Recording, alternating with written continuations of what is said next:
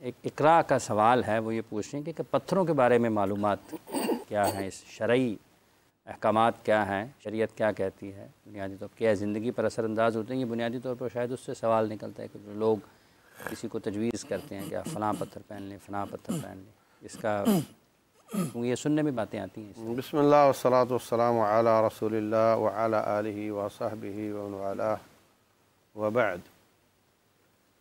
دیکھیں، حضرت عمر بن خطاب رضی اللہ تعالیٰ عنہ ایک دن حجر اسود سے مخاطب ہو کر کہتے ہیں کہ حجر اسود سن، میں جانتا ہوں انک لحجر لا تنفع ولا تضر، تو نفع نقصان کا مالک نہیں ہے، لولا انی رأیت رسول اللہ صلی اللہ علیہ وسلم یقبلک ما قبلتک، اگر میں نے نبی صلی اللہ علیہ وسلم کو آپ کو چومتے ہوئے نہ دیکھا ہوتا تو میں بھی نہیں چومتا۔ تو بنیاد تو یہی ہے کہ پتھر پتھر ہی ہوتا ہے، لیکن ابھی کوریا وغیرہ سے کچھ چین آتے ہیں، ان میں پتھر لگے ہوتے ہیں، اور میڈیکلی پرووڈ ہے ان کے خیال میں کہ وہ بلڈ پریشر میں کام دیتے ہیں، فائدہ دیتے ہیں۔ تو اگر کوئی میڈیکلی چیز پرووڈ ہو تو پھر تو اس کا فائدہ جب سائنسی تجربات سے ثابت ہو گیا تو وہ تو ماننا پڑے گا۔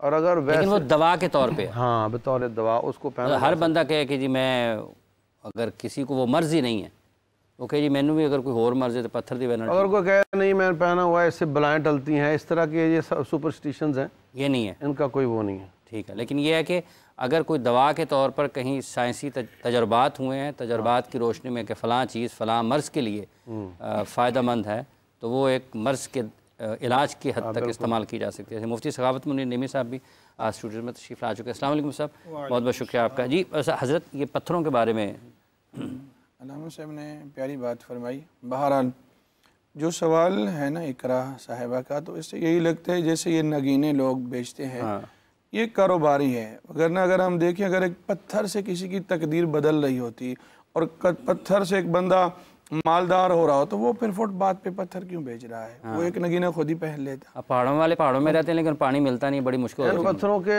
چلے جانے سے تقدیر بدلتی ہے اس کی، تو بہرحال اس میں یہی ہے، تو فی نفس ہی کوئی نہیں۔ ہاں اگر کوئی بندہ پہننا چاہتا ہے تو پہننے میں کوئی ناجائز و حرام نہیں۔ مرد کے لیے اگر مرد ہے تو چاندی کی انگوٹھی 4.5 ماشے سے کم، وہ بھی ایک نگینے والی پہننا چاہے تو فی نفس ہی پہننا جائز ہے۔ باقی یہ سمجھے کہ پتھر میں تاثیر ہے، پہنوں گا تو میرا کاروبار یہ ہو جائے گا، فلاں ہو جاؤں گا، شرعاً یہ چیزیں ایسی ہیں کہ اس میں کوئی ثبوت نہیں۔ اچھا مفتی صاحب، کچھ لوگ اس طرح سے جیسے ڈاکٹرز کے پاس لوگ جاتے ہیں نا کسی مرض کے علاج کے لیے، تو وہ ڈاکٹر صاحب تجویز کرتے ہیں کہ آپ کو فلاں گولی کھائیں، سر درد ہے، پیٹ درد ہے، آپ کو الٹیاں آ رہی ہیں، آپ کو دھندلا نظر ہے، مختلف امراض کے لیے۔ تو کچھ لوگوں کے پاس اگر لوگ جاتے ہیں تو وہ پتھر بھی تجویز کرتے ہیں، یار آپ فلاں پہن لیں، فلاں رنگ کا پہن لیں، اتنے دن تک پہن لیں۔ بسم اللہ الرحمن الرحیم، اللہم صلی وسلم وبارک علی سیدنا و مولانا محمد وعلی آلہ وصحبہ وبارک وسلم۔ بہت شکریہ حافظ صاحب۔ اور یہ پتھروں کا معاملہ ایسا ہے کہ اس کے اندر اکثریت لوگ ملوث ہیں، ان میں سے میں بھی ہوں، میں نے بھی پہنا ہوا ہے۔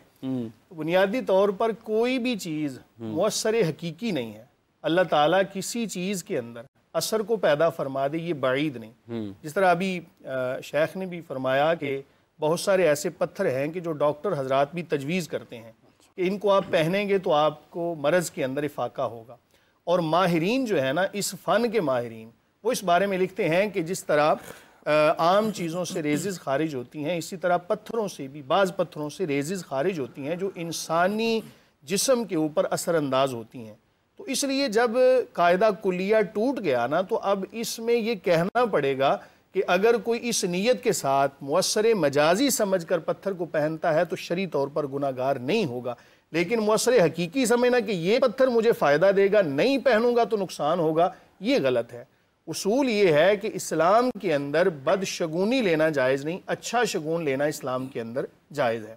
جس طرح آپ دیکھتے ہیں پیناڈول کی گولی ہے، تو وہ اگر کوئی استعمال کرتا ہے اس کو آرام آ جاتا ہے، تو یہ مطلب ہرگز نہیں کہ پیناڈول کی گولی نے شفا دی ہے، شفا تو اللہ تعالیٰ نے دی ہے، وہ ایک سبب بنی۔ تو اسی طرح کوئی بھی چیز اگر جسم کے ساتھ مس کرتی ہے، پہن لیتے ہیں، اس کے کچھ اثرات ہوتے ہیں۔ اور یقینی طور پر بعض جو پتھروں کے ماہرین ہیں نا، انہوں نے یہ تجربات بھی کیے۔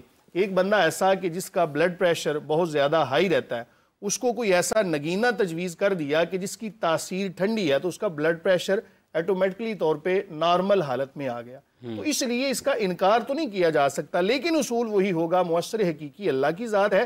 جس طرح آپ کا جو ہے نا اعتماد مثال کے طور پہ پیناڈول کی گولی کے اوپر ہے نا، اتنا ہی آپ کا اعتماد اس کے اوپر ہونا چاہیے. ایک اور آپ شامل اسی طریقے سے آگے بڑھائیں گے. بعد ایک کالر لے لیں. السلام علیکم جی، کون صاحب محترمہ کہاں سے ہیں؟ جی السلام علیکم. آپ کو آواز آ رہی ہے جی؟ غالباً رابطہ منقطع ہو گیا. رہی بات یہ کہ جو میں نے پہنا ہوا ہے، میں نے یا کوئی بھی بندہ جو اس کو پہنتا ہے وہ سنت سمجھ کے پہنتا ہے کہ رسول اللہ صلی اللہ علیہ وآلہ وسلم کی مبارک سنت سے ثابت ہے اس ہاتھ کی اس انگلی کے اندر یا ادھر دوسری اسی کے اپوزٹ جو انگلی ہے اس کے اندر پہننا، سنت سمجھ کے پہنے آپ تو آپ کو انشاءاللہ العزیز اس کا فائدہ ہوگا. وہ تو چاندی کی حد تک ہے نا. جی جی چاند پتھر نہیں ہے؟ پتھر نبی صلی اللہ علیہ وسلم نے پتھر نہیں پہنا، ہاں چاندی پہنی. پتھر نہیں پہنا، چاندی پہنی. ایک کالر. السلام علیکم جی، کون صاحب محترمہ کہاں سے ہیں؟ جی السلام علیکم. جی فرمائیے. کوئی کنیکٹیویٹی کا ایشو ہے. جی شیخ صاحب، یہ جو جیسے بھی مفتی صاحب فرما رہے تھے، نبی کریم صلی اللہ علیہ وآلہ وسلم آپ صلی اللہ علیہ وسلم سے چاندی کی انگوٹھی پہننا ثابت ہے، اس میں پتھر شامل نہیں ہے. ٹھیک. آپ نے اس کے اوپر جو مشہور ہے، جو پرنٹ بہت ملتا ہے مہر نبوت کا، مہر نبوت کا محمد رسول اللہ یہ لکھا ہوا تھا اس پہ، اور آپ اس کو جو مہر کے طور فارن افیئر کے لیے استعمال کرتے تھے، مہر کے طور پر استعمال کرتے. ٹھیک ہے. اور دوسرا جیسے ابھی فرما رہے ہیں کہ مؤثر حقیقی دو چیزیں ہیں کہ سبب کے طور پر کوئی سمجھتا ہے کہ یہ سبب حقیقی اللہ کی ذات ہے، مؤثر مجازی کوئی بھی چیز اللہ تعالیٰ کسی میں تاثیر پیدا فرمائے. بالکل وہی بات آ گئی نا کہ سائنسی تجربات سے یا کسی کے تجربات سے ثابت ہو جائے تو ٹھیک ہے، ورنہ ویسے کوئی کہے کہ اس سے بلائیں ٹلتی ہیں یا رزق اچھا ہو جاتا ہے، وہ بات درست وہ نہیں. اچھا شیخ، ایک سوال آیا ہے مفتی صاحب ہمارے پاس، عبد الرحمان صاحب گجرات سے. وہ لکھ رہے ہیں کہ اگر والد صاحب زکوٰۃ ادا نہیں کرتے ہیں تو ان کے گھر میں جو دوسرے لوگ ہیں، مطلب ایک غیر شادی شدہ بیٹا بالغ ہے لیکن، تو کیا وہ گناہ گار ہوگا اس کا؟ بہرحال دیکھیں، زکوٰۃ اگر فرض ہے اور اس میں ساری شرائط پائی گئی ہیں تو وہ تو دینی چاہیے، چونکہ زکوٰۃ دینے کی فضیلت ہے. نہ دینے والوں کے بارے میں سخت وعیدات ہیں. والذین یکنزون الذھب والفضہ ولا ينفقونها فی سبیل اللہ فبشرھم بعذاب علیم، کہ جو مالدار ہیں، صاحب نصاب ہیں، زکوٰۃ نہیں دیتے تو ان کے لیے دردناک عذاب کی خوشخبری ہے. اور پھر آگے ساری تفصیل ہے. تاہم اگر باپ نہیں دے رہا تو یقیناً گھر میں اس کا اثر تو پڑتا ہے. جب آپ اولاد کو رزق حرام اور حلال مکس کر کے کھلاؤ گے تو یقیناً اس کا اثر تو پڑتا ہے. یہ نہیں کہ اثر نہیں پڑتا. کسی نے کہا تھا نا، کوڑی ول تم میں دی ہوں دی اثر ہوں دا وچ بیاں، جڑے کم ماواں دے ہوں دے اوہی کر دیاں دھیاں.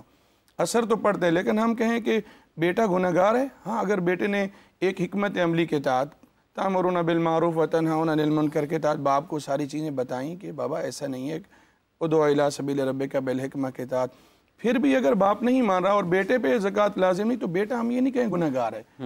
لیس علی الانسان الا ما سعی، لا ما کسبت وعلیہا ما اکتسبت ولا تزر وازرۃ وزر اخری.